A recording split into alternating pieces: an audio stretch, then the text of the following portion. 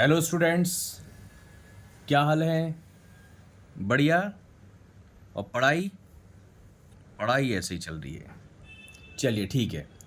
अब स्टार्ट करते हैं। आज हमारा बहुत ही ज़्यादा ज़्यादा ज़्यादा इम्पोर्टेंट टॉपिक है प्रो राटा ऑफ शेयर्स। एक तरीके से अब हम इस चैप्टर के लास्ट में आ चुके हैं, प्रो राटा ऑफ शेयर्स। तो आज इस कॉन्सेप्ट को समझने की कोशिश करेंगे। देखो, प्रो राटा का मतलब होता है प्रोपोर्शनेट अलॉटमेंट। मतलब कंपनी वालों के पास डिमांड ज़्यादा की आ गई। अब कंपनी इतने शेयर्स तो दे नहीं पाएगी क्योंकि डिमांड बहुत ज़्यादा की है। जितने कंपनी ने इशू करे थे, एग्जाम्पल के साथ ही ले लेता हूँ इसको भी, बात को। मान लो कंपनी ने 10,000 शेयर्स इशू करे, है ना। मैं इसको यहाँ पर लिखता हूँ। यहाँ लिखा मैंने शेयर्स इशूड, यहाँ लिखा एप्लीकेशन रिसीव्ड, यहाँ लिखा मैंने रिजेक्टेड, और यहाँ लिखा मैंने प्रोराटा। अब देखो क्या मतलब है। मान लो कंपनी ने 10,000 शेयर्स इशू करे, अपने कंपनी 10,000 शेयर्स बेचना चाहती है। अभी पहले प्रोराटा का मतलब समझ लेते हैं। एप्लीकेशंस रिसीव हो रही हैं 15,000, ओवर सब्सक्राइब्ड हो गए कंपनी के शेयर्स। अब कंपनी ने क्या करा, इसमें से 3,000 एप्लीकेशंस का पैसा तो रिजेक्ट ही कर दिया। उनसे तो हाथ जोड़ लिए कि जी आपको तो हम कुछ नहीं दे पाएंगे, तो उनके तो पैसे ही लौटा दिए। तो 15 में से 3,000 लौटा दिए, तो कितनी एप्लीकेशंस का पैसा रोक लिया? 12,000 एप्लीकेशंस का पैसा रोक लिया। और अगर आप पूछा जाए प्रोराटा बताओ, प्रोपोर्शनेट अलॉटमेंट बताओ, तो इसकी एक इक्वेशन बनेगी। मतलब जो बोलेंगे 12,000 वालों को हमने 10,000 शेयर्स दिए। देखो 10 से ज़्यादा तो दे ही नहीं सकते थे, तो 12,000 वालों को हमने 10,000 शेयर्स दिए, और इनका जो 2,000 एप्लीकेशंस का फालतू पैसा आया, उसे हमने अगली कॉल, और अगली कॉल कौन सी होती है? अलॉटमेंट होती है जनरली, उस पर एडजस्ट कर दिया। अरे आप इसको ऐसे समझो, जैसे आपने किसी कंपनी में 1,000 शेयर की डिमांड करी, आपने 1,000 शेयर के लिए एप्लीकेशन डाली, लेकिन कंपनी के पास बहुत ज़्यादा शेयर्स की डिमांड आ रखी थी, तो कंपनी ने क्या करा, कट कर दिए।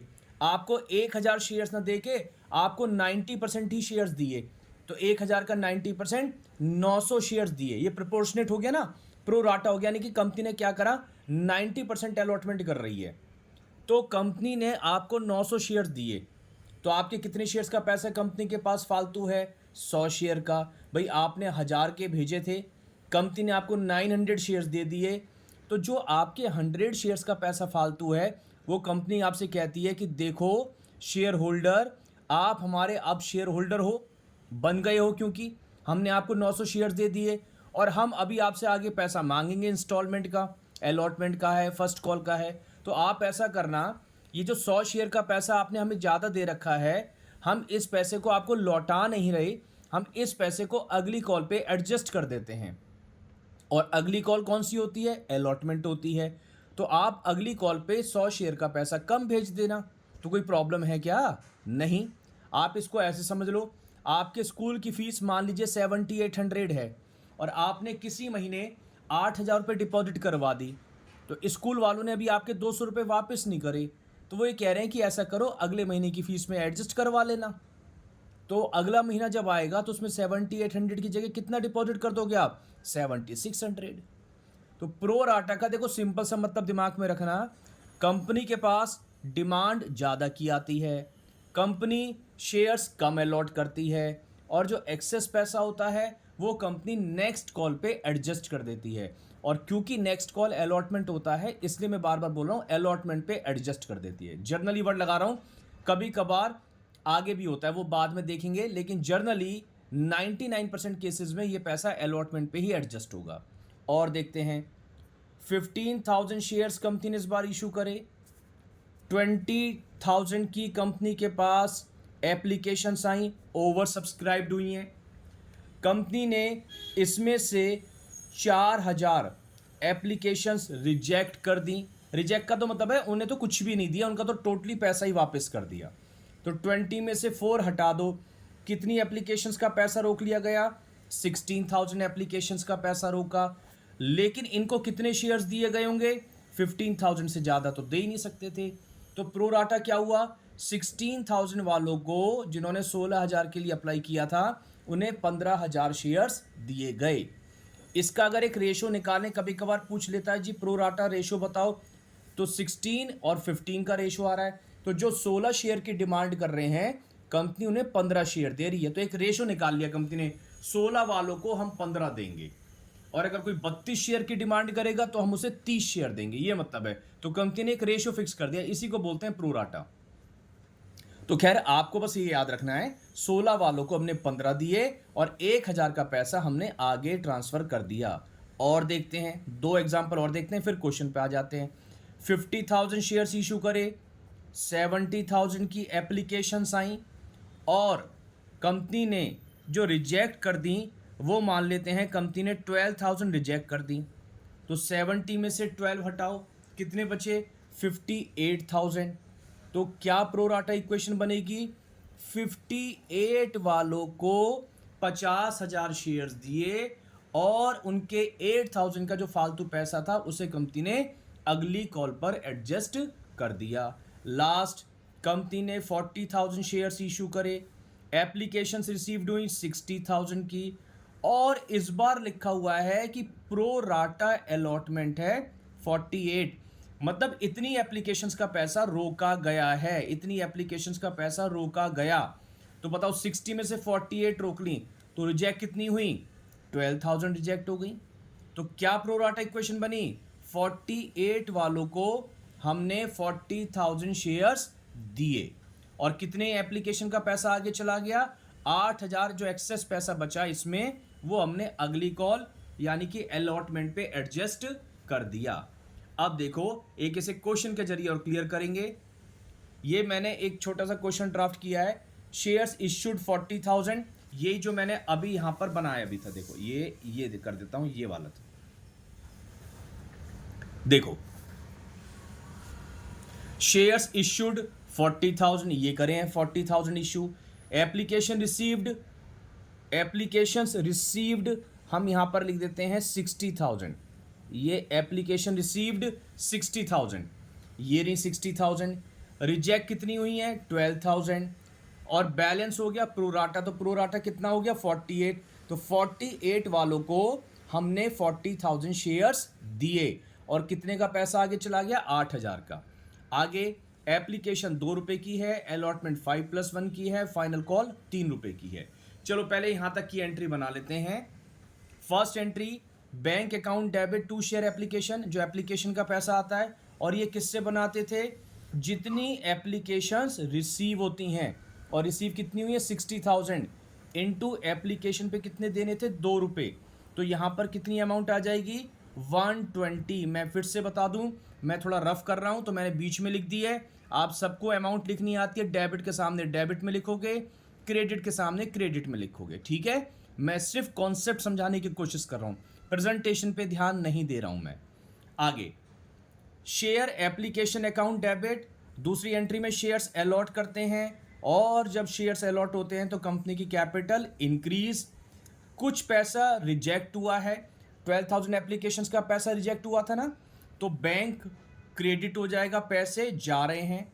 यानी कि एक तरीके से पहली वाली एंट्री को उल्टा कर रहे हैं रिजेक्ट करने में, share application to bank, share application to bank. और कुछ पैसा एप्लीकेशन से कहाँ गया?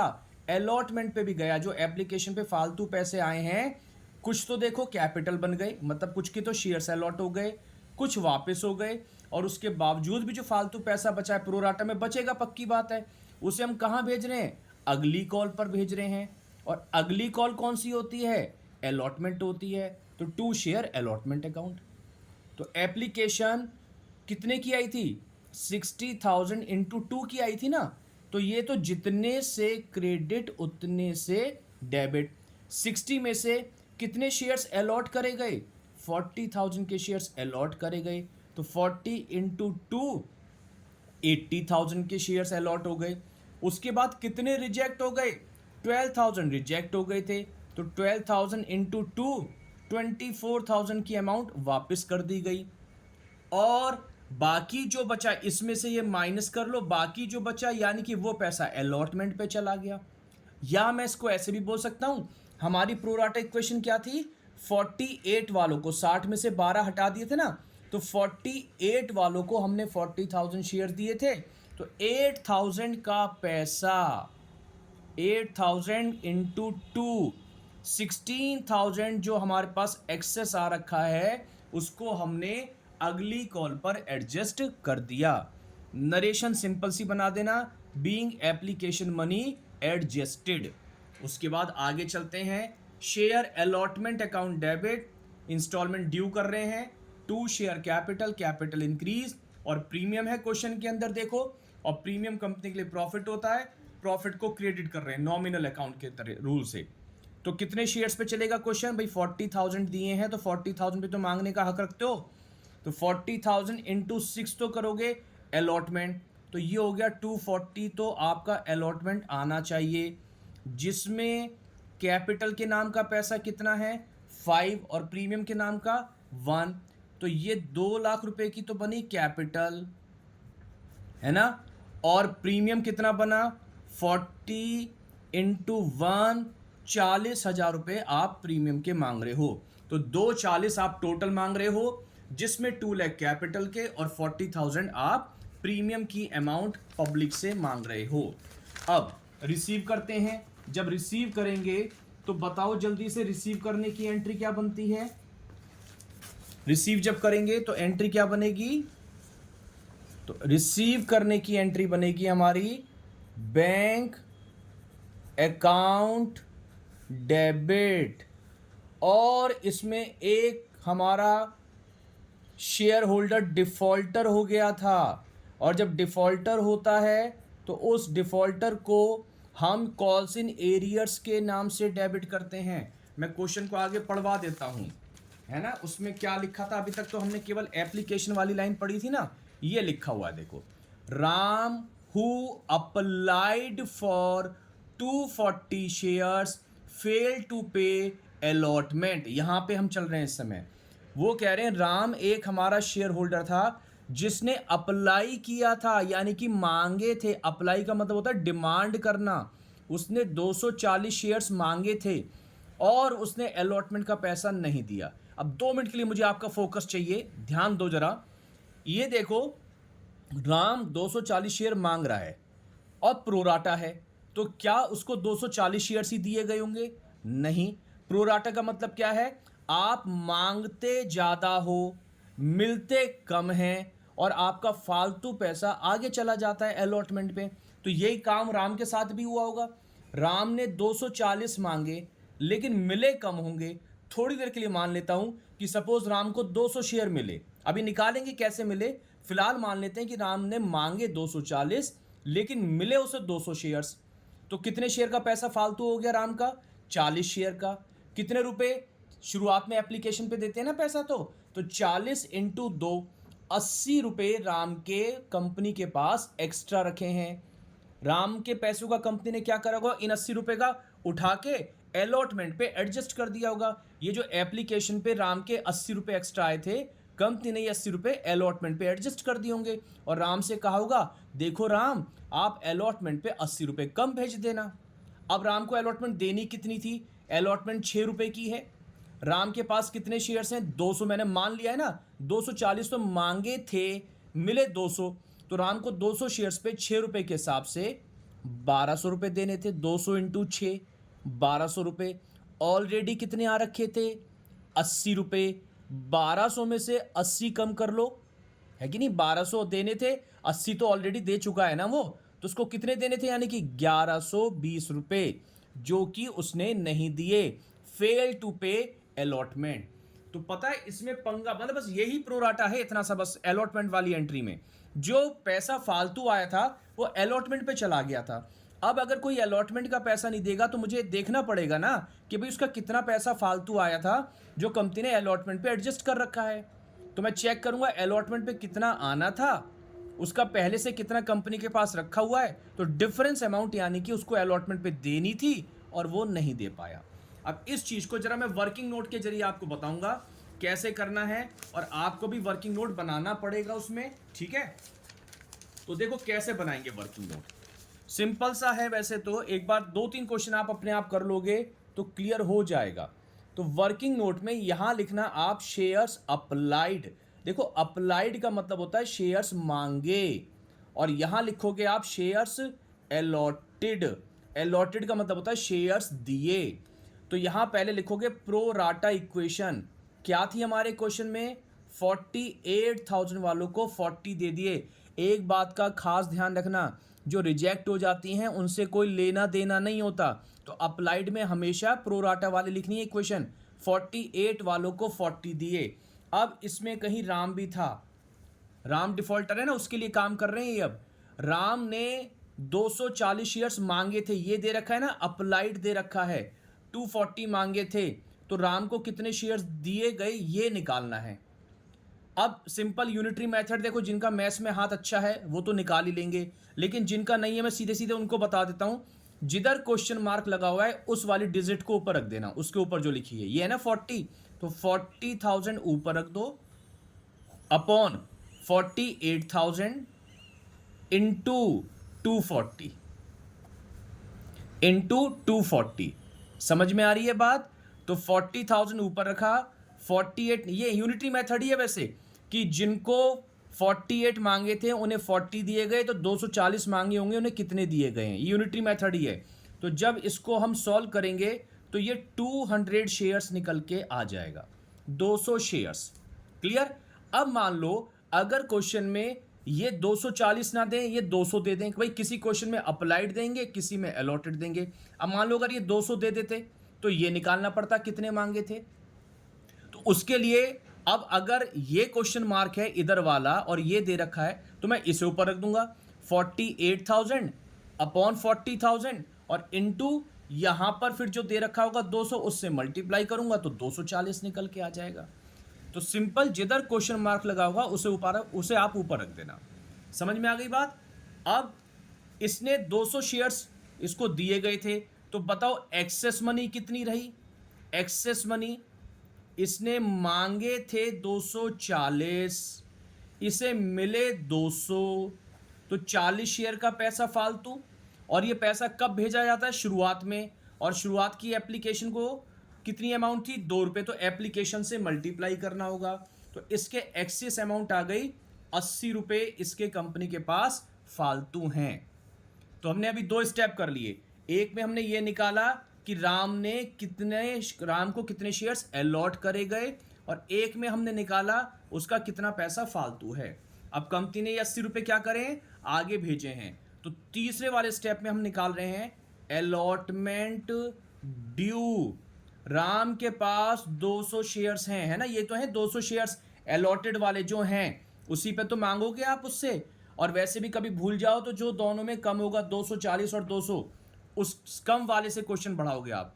तो 200 इंटू अलॉटमेंट कितने की थी, 6 रुपए की थी, है ना, 5+1 थी ना क्वेश्चन में, तो 1200 रुपए देखो राम को देने थे, 200 इंटू 6, पर राम कहेगा साहब 80 रुपए तो मैं पहले ही दे चुका हूं, तो ठीक है इसमें से आप एक्सेस मनी कम कर लो 80 रुपए।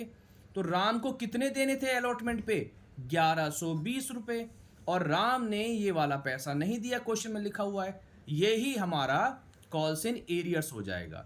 तो बस ये 3 स्टेप हैं। ये वर्किंग बनेगी कब, देखो अब ये कब दिक्कत आएगी, जब क्वेश्चन में प्रोराटा होगा और उसने अलॉटमेंट का पैसा नहीं दिया। सोच के देखो, अगर वो अलॉटमेंट का पैसा नहीं देगा तो अलॉटमेंट में मुझे देखना पड़ेगा ना कि उसका फालतू पैसा कितना आया था। जैसे यहां पता पड़ा 80 रुपए आए थे, ये 80 रुपए अलॉटमेंट पे गए होंगे, तो 1200 आने थे टोटल, हमने देखा मोटा मोटा 1200 आने हैं, 80 रुपए तो पहले दे के बैठा है ना वो, तो अलॉटमेंट पे कितने नहीं दिए, 1120 नहीं दिए। तो ध्यान रखना, ये वर्किंग नोट कब बनाओगे, जब 2 बातें हो, प्रो राटा होना चाहिए प्लस उसने अलॉटमेंट का पैसा ना दिया हो। मैं अलॉटमेंट क्यों बोल रहा हूं, क्योंकि जो एक्सेस पैसा आया था वो अलॉटमेंट पे एडजस्ट करा गया था। अब यहां पर अलॉटमेंट जितने से डेबिट उतने से क्रेडिट, अब बताओ कितने से डेबिट हुई थी हमारे यहां पर, 240 से, तो 240 से ही क्रेडिट होनी है, लेकिन सावधान अलॉटमेंट ऑलरेडी क्रेडिट है सेकेंड एंट्री में, क्योंकि एक्सेस आया था ना, एक्सेस पैसा हमने भेज दिया था अलॉटमेंट पे।